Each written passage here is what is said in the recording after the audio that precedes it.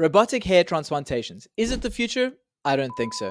I'm going to give you a few reasons why a robot is not quite better than a human just yet.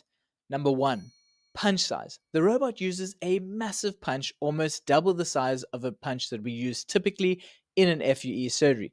This means you'll experience almost double the scarring.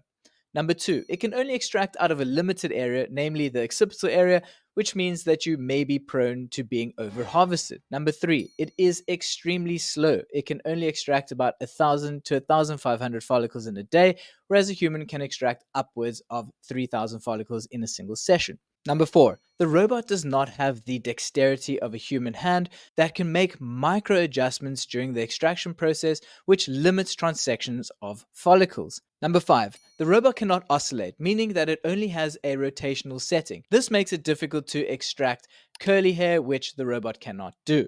Number six, it can only target colored hair, which means that if you have gray hair, a robot will not work for you. The robot has many limitations, but these are just some of the most important ones.